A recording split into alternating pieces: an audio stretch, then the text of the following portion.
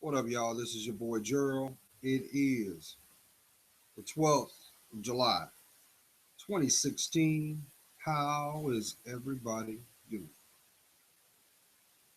I hope that your week finds you well wherever you are. I hope that you keep your feet grounded, continue to speak your truth, always love yourself, but always place God first in everything that you do. I'm going to keep echoing that so it reaches the intended heart of mine because, see, I understand that there's only one you, and that makes you priceless. But I'm putting this video out because, see, I know that a lot of people are feeling a certain kind of way. I also understand that, hey, it's no secret. We are living in the last days, and a lot of things that we are faced with compared to what we know are being placed for review. They're being put directly in front of you to see the lesson, to see the validation. How about that blessing? But just know things that are intended for you are not going to come easy. The things that make who you are have to be defended because it's a representation of your self worth, who you are, your core character, based off of what your perceptions are in your environment. So I wanted to share this because I'm feeling a certain kind of way because I'm starting to see something that underlining it's not being spoke on. There's no, there's a lot of dialogue, there's a lot of chatter out there, but the things that really matter, people ain't talking about it. And it made me think. And it actually started yesterday to what I bear witness while I was at work. That's right. Joe got to pay his bills. So I'm in my break room, right? And we have people coming in because I work for the government. So we have active duty, we have reservists, and some of the reservists come from all over and they're here to do their training.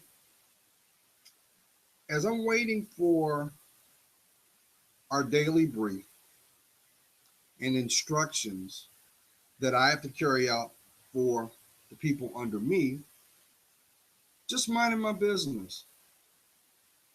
I'm in there, I'm looking at my phone, I'm waiting for my superiors to come in and give out the daily information. And I happen to hear this member. And the member was talking about how he had a great night and how he was enjoying the area of being here in Virginia Beach. Because for those who've been to Virginia Beach, this is a resort area. People come far and wide to Virginia Beach. And talking about the events that took place the night before. Now, mind you, I'm waiting on my bosses to come in. And as I'm waiting, like, hurry up, come on, because we have things to do. I can't do my job without your instruction. He goes into great detail of his date. He goes into great detail of this interaction that he had. And as, as crowded as the room was, as loud as the room was, so was his voice. And you come to find out, he was talking about a date he had with another guy and the things they did in great detail. It brought discomfort because, one, I'm at work.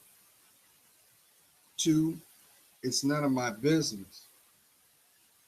Three, it's a distraction. So then I thought about it. I said, wow, it's obvious that there's lack of maturity, or you needed validation or acceptance amongst your peers. So as I walked away, I felt a certain kind of way, y'all, because see, I understand that what's going on socially, there is an agenda for those who don't meet what's going on. And I choose my words very closely, not that I fear any backlash, but I shouldn't be walking away with my heart hurting because God ain't there. If anything, I realize that yes, we are in the last days. Yes, this is free will, this is choice. And for every choice, in the intended time and moment, there will be a effect. That effect may be the validation of the choice made long ago. So you may be wondering, why am I bringing this up? Because I also see something else. I see that covertly there is an agenda that it seems like the heterosexual males are being forced to convert into an ideology that we weren't reared from. Now let's add the fact that you're a believer. It's no secret. They say 1 in 3 people do not have a spiritual foundation. And that is what makes the foundations of the decisions that they make. So I kind of understand why Jesus was on the cross, and before his life came to an end, he said, Lord, they know not what they do. And it kind of feels like you see a train wreck that's going to happen. And no matter how hard you try to get off the tracks, you're going to be affected indirectly because of that choice. Now let's look at it on a political standpoint. Why does it seem now more than ever that is a blatant attack on the heterosexual male? Why? It seems now that socially you are being placed in a position that you must conform or deal with ridicule. But what's so ironic about it is I see something else that's going to occur down the road. Because let's be honest. These last 5 years, those who accept and choose to embrace that lifestyle have gained a lot of footing, have gained a lot of recognition, have gained a lot of notoriety because of that choice. So it doesn't surprise you that you see it projected everywhere. But then I also know this too. The devil's work is not done. And if you didn't have something that was so sweet, so blessed, intended for your life, you wouldn't be chastised. You wouldn't matter. But see, I see something that's going to occur. I can see somebody doing a reverse discrimination case. Because let's be honest, if this ain't Sodom and Gomorrah, I don't know what to tell you. And it seems like more and more the social economic attacks on the male, regardless of the spiritual aspect or religious position that you have, it is very evident. You know, at first I thought, well, maybe this is the effects of men not towing their rope, not seeing their worth, taking shortcuts, not having the courage to truly embrace manhood. Because then it would make some sense, because it is cause and effect. But then it wouldn't make any sense because you have some women that, let's call a spade a spade. You choose to have the position that you do because you have wounds, you have triggers, you have scars because of someone that looked just like me. But the thing is, the gender roles have flipped. It seems like the only time that you can get a little bit of leeway, you've got to play the docile man. You've got to be non-threatening. You've got to walk the walk and play your role and play your position. And anything that has a remnants of being a man is marked for extermination. You know, I thought a couple years ago, I said, man, you know, we keep heading in this direction. we're gonna birth a Amazonian society. There's gonna be nothing but women. But then we also know that, guess what?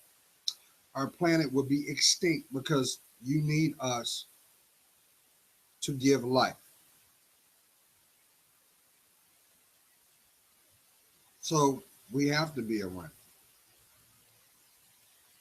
No matter how it's just so ironic because it's like you see women in the LGBT community that try their damnness to display what masculinity is. It used to be, well, they just wear our clothes. They imitate us. But then I thought, see, there is no guide. There's no manual when it comes to learning to be a man. You're really just raising yourself in the dark. But see, what a lot of people don't realize is to have that road, you have to accept that there's going to be a whole lot of pain. There's going to be a whole lot of things you don't know. And there's going to require a whole lot of fortitude for you to get back up. But what's so ironic about that is the roles. There is the masculine and the feminine. Only difference is the genitalia that you require, you weren't born with. And people get mad at me and say, well, Gerald, I was born this way. Yeah, God didn't make a mistake when he created you. But see, we've gotten to a point now that we've become so passive and we've embraced this blurred line. But see, deep down inside, nobody wants the responsibility that comes with it because you ain't built for it. And no matter how hard you try, the best imitation will never meet up to an original. That's you. That's you. But I was kind of shocked. I kept my composure. And this guy was like talking about his interaction like they were watching sports. Like, yeah, I did this and I did that, and had a big smirk on his face. And I was like, you know what? At the end of the day, you have a choice to do what you choose to do. But remember, it's your life. It's your life. So you're going to be tested. That's why I always say to each and every one of you, until you make a conscious decision to invest in who you are, you're not going to know where you're going. You're not going to be able to understand why you're here, because everybody has a responsibility. You're not here just to take up air and eat. No. But what is required, that is, we take responsibility and acknowledge what needs to be refined, as well as be transparent to ourselves to understand what we don't. See, I understand what's going to happen. See, sooner or later, everybody has to go through a road filled with pain. And there's going to be a decision that's going to have to be made to do something different or to settle. But if your life ain't in it, why are you living? Just know the devil's work's never done, y'all. If you're faced with a challenge, pray on it. Ask yourself why you don't think you deserve to have that answer. Look yourself in the mirror and look how beautiful that person is looking back, and ask yourself why they don't deserve to have the answers they need. See, that's where truth begins. It begins with you. It also is what makes your perceptions as well how it's connected to your environment. I keep trying to tell you, an opportunist will never see their worth, but an opportunist does not need your help to expose themselves. You know why? First of all, they don't see their worth, so they'll never see yours. But deep down inside, they see your worth because they choose to be there. That's why I always convey to each and every one of you, it's time for you to stop running from who you are. But the question is, do you know who you are? Because unfortunately, there are going to be a lot of you going to wake up one day and say, you know what? I wasted my time. I wasted my money. I could have focused on this. I could have done that. We're not going to sit up here and make a mockery of the coulda, woulda, shoulda.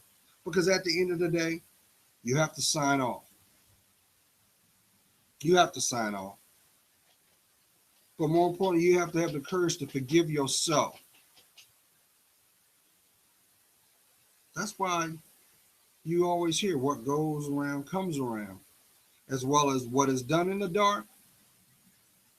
That's right, always comes to the light. Because, see, guess what? You know why it comes to the light? And when it comes to the light? First of all, it requires clarity. And when the clarity starts to produce its presence, just know there's a spiritual influence going on. But guess what?